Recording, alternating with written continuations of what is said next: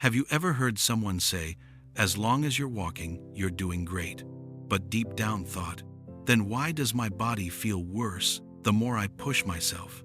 Maybe you've been told over and over, just walk more. Walking is the safest exercise for seniors. 10,000 steps a day. So you try. You walk around the block. You force yourself through the grocery store. Maybe you even circle the mall or the neighborhood because you've heard that more walking equals more years. But afterwards, your knees are on fire. Your lower back feels like it's been twisted. Your feet ache for hours. You're wiped out the next day instead of feeling energized. And quietly, you wonder, am I actually helping myself or wearing myself out faster? If you're over 72, you are not imagining this. There are older, experienced doctors, people who have watched seniors for decades, who now warn that just walk more can be bad advice when it's taken too far or done the wrong way at your age. Not because walking is evil, not because you should sit in a chair all day, but because after 72, your body is playing by different rules. Joints are more fragile, cartilage is thinner, bones may be weaker, your recovery time is slower. Your balance and reflexes aren't the same.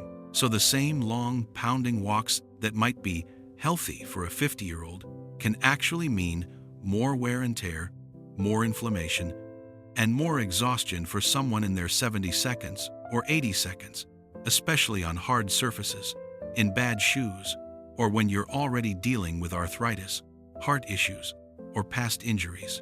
Some seniors are quietly speeding up their own aging by forcing themselves to meet step goals designed for much younger people, walking long distances on concrete when their joints are already screaming, believing that if I don't walk a lot, I'll fall apart, even as walking a lot is exactly what's breaking them down.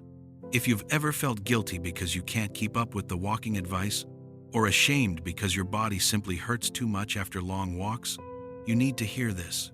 It may not be that you're lazy. It may not be that you gave up. It may be that your body is asking for a different kind of movement, one that protects it instead of punishing it. What many older doctors have seen over and over is that the right kind of movement helps seniors live longer, but the wrong amount and type of walking can grind down already damaged joints, increase the risk of falls from fatigue, leave the heart and muscles so tired that you move less overall, make everyday activities like getting out of a chair feel harder, not easier. The good news? You do not have to choose between walking yourself into pain or sitting so much that your health declines. There is a third option, adjusting what you do after 72, so your movement becomes gentler, smarter, and more protective. A way of nourishing your body, not punishing it. In this video, we're going to talk about why walking too much after 72 can quietly speed up aging for many seniors, the specific signs that your walking routine is doing more harm than good, and most importantly, one powerful alternative you can do instead, an approach to movement that is joint-friendly, energy-protecting, and still helps you stay strong, steady, and independent in your later years. By the end of this video, you'll understand how to stop fighting with your body and start working with it so you can keep moving, keep your independence, and protect your health without grinding yourself into the ground. And stay with me until the very end, because when we talk about that alternative, we'll also cover one simple way to combine it with short, gentle walking so you get the benefits of movement without speeding up the parts of aging you're trying to avoid. Now, let's get started. Number 1. Why just walk more can quietly backfire after 72. Let's be clear up front. Walking itself is not the enemy. For many people, it's a wonderful form of movement. The problem after 72 is how much, how hard, and on what kind of body you're doing that walking. Think about everything that's changed inside you since your 40 seconds and 50 seconds. The padding in your knees and hips cartilage is thinner. Your muscles recover more slowly after effort. Your balance isn't as automatic as it once was. Your spine, feet, and ankles may already have arthritis, past injuries, or wear and tear. Now imagine taking that body and saying, "My watch says I need 8,000, 10,000 steps a day. That must be what healthy looks like, so I'll push until I hit that number, even if everything hurts." For some seniors, that's fine. For many others, especially over 72, it becomes a slow grinding down. Long walks on concrete as joints scream, pushing through sharp pain because movement is medicine. Forcing daily walks on days when your body clearly needs rest. Over time, that can mean more joint inflammation and swelling, more back and foot pain, more fatigue, and poor sleep. Moving less the rest of the day because you're so wiped out by exercise? So instead of walking helping you age more slowly, overwalking can make you feel older than you really are. Here's a simple way to think about it after 72. Movement is medicine. But too little does nothing, and too much becomes a toxin. You're aiming for the dose that helps, not the dose that hurts. Ask yourself, when I go on longer walks, do I actually feel better over the next 24 hours? Or stiff, swollen, and exhausted? If it's the second one, your body isn't failing you. It's warning you that the dose is wrong. Number 2, red flags that your walking routine is aging you faster, not slower. How do you know when walking has crossed the line from helping you stay young to quietly wearing you out? Look for these warning signs.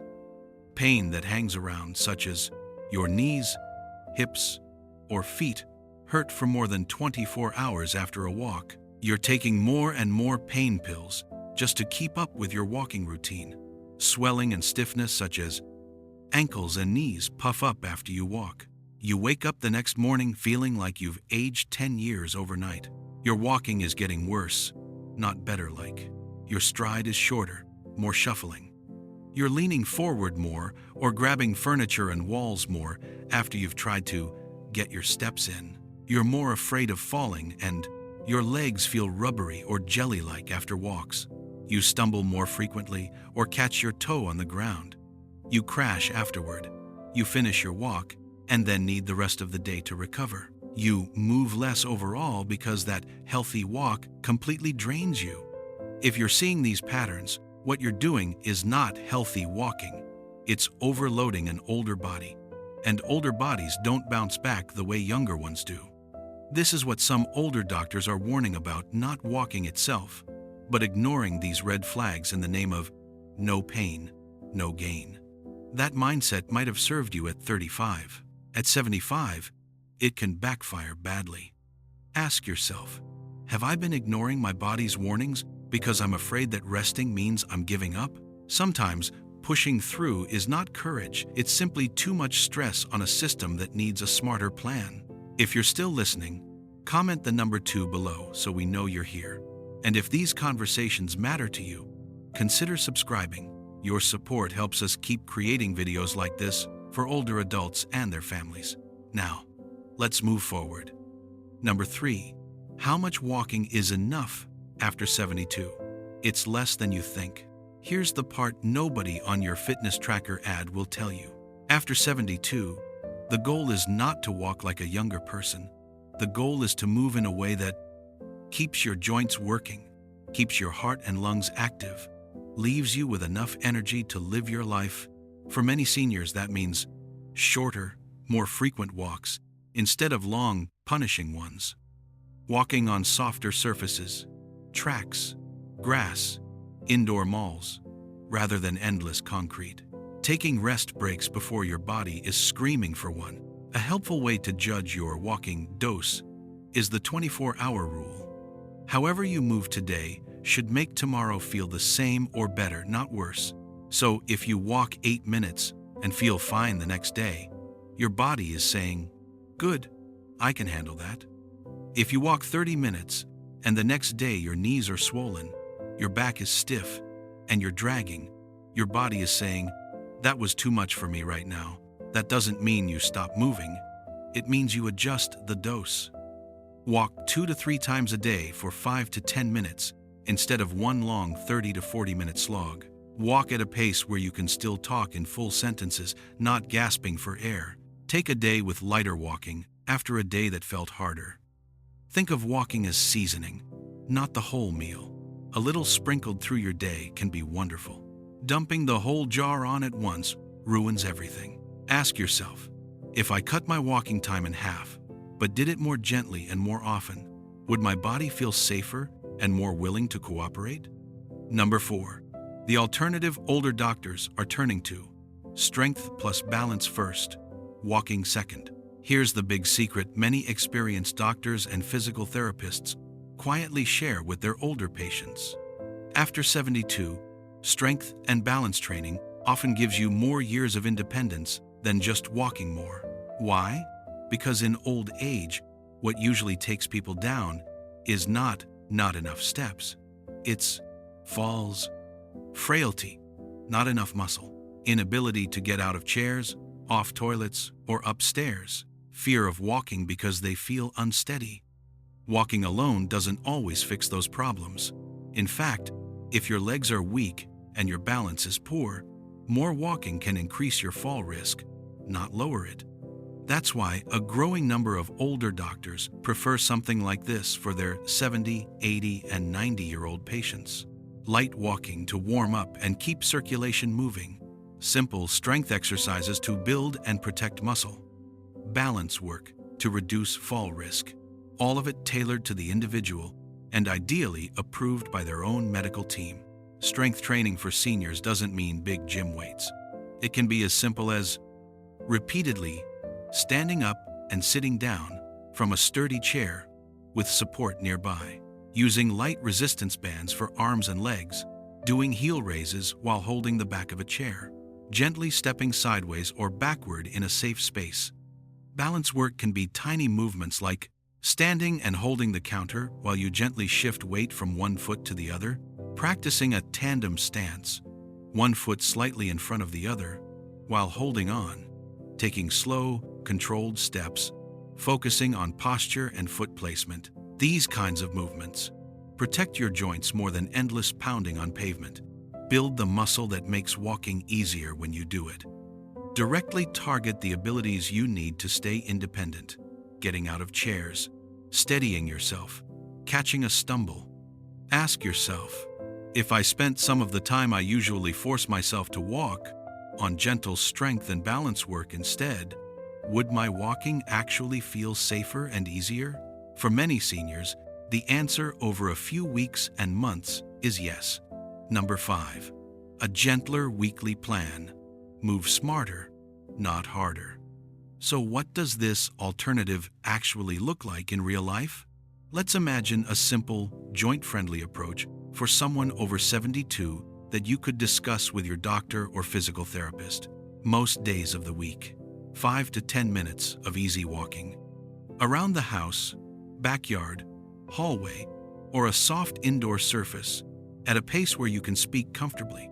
5 to 15 minutes of strength and balance work. Chair stands. Sit and stand up slowly, 5-10 times, holding on as needed. Heel raises while holding a counter. Gentle side steps or marching in place while holding the back of a chair. Light band exercises for arms and legs if approved.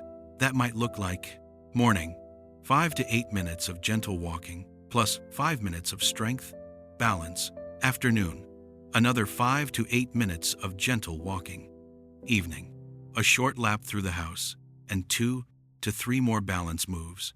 Notice what's not here. No 45-minute walks on concrete. No pushing until your joints scream. No step count obsession. Instead, you're giving your joints short, reasonable doses of walking, giving your muscles and balance direct attention, allowing enough recovery that your body can actually benefit from what you're doing. Over time, this kind of routine can make walking feel easier, not harder, reduce fear of falling, help you get in and out of chairs more smoothly, leave you with more energy for the rest of your life, family, hobbies, daily tasks. And as you feel stronger, you and your doctor might gently increase parts of it. A few more chair stands, a few more steps, or slightly longer walks, always guided by how you feel the next day, not by someone else's idea of healthy numbers. Jane. Induded. Ask yourself, which sounds more sustainable at my age? Forcing long walks that leave me limping, or a daily mix of little walks and simple strength moves that my body can actually recover from? You don't have to stop walking. You don't have to become a bodybuilder. But after 72, you do need to stop treating your body like it's still 40. The old doctor warning isn't meant to scare you away from movement. It's meant to nudge you away from overdoing the wrong thing and toward doing more of the right things, so your joints, muscles, and heart actually thank you instead of begging for mercy. In the next section, we'll bring all of this together and talk about how to listen to your body with more respect, how to let go of guilt around walking less, and how to embrace this gentler, smarter way of moving as a path to better aging, not faster aging. Final thoughts. We've talked about something that almost no one warns seniors about.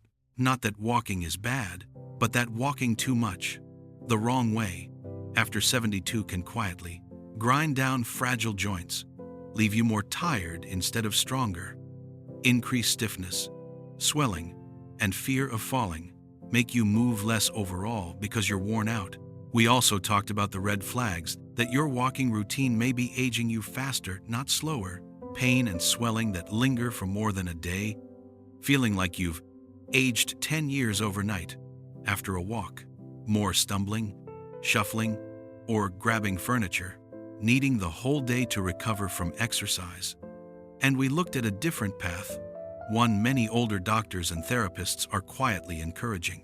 Short, gentle walks instead of long, punishing ones. Strength and balance work first, so your body can actually handle walking. A weekly routine that is sustainable, not heroic. Because after 72, the goal is not to impress a fitness tracker.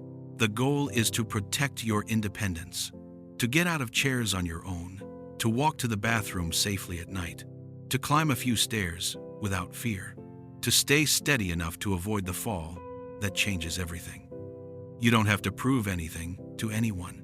You don't have to keep up with younger walkers. You don't have to hit a magic step number. What you do need is a relationship with your body that's based on listening, not forcing. So ask yourself, when I move, do I feel like I'm punishing my body or supporting it?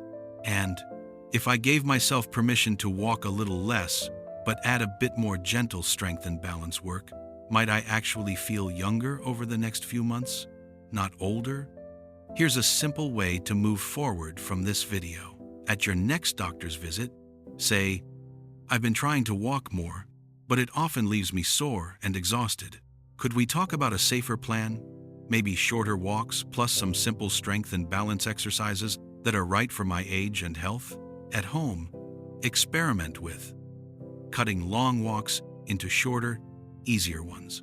Adding just 1 or 2 strength or balance moves a day, using the 24-hour rule. Tomorrow should feel the same or better, not worse. If your body feels calmer, less angry, and a bit stronger over time, that's your answer. Thank you for being willing to question the idea that more is always better, and to look for a smarter, kinder way to move in this stage of life. That willingness, by itself, is a sign of wisdom, and wisdom is one of the best gifts of growing older. In the comments below, share one change you're going to make to your movement routine. Will you shorten your walks? Add a few chair stands? Do some balance work at the kitchen counter? Your ideas might give courage to another senior who's quietly suffering from too much walking and doesn't know there's another way. If you found this video helpful, please like, subscribe, and share it with a friend or family member over 72 who's trying to stay healthy but feels worn out by all the "just walk more" advice. Your support helps us keep creating good content to inform and inspire older adults and their families. Thank you for watching. Move with kindness toward your body, not against it, and we look forward to seeing you in the next video.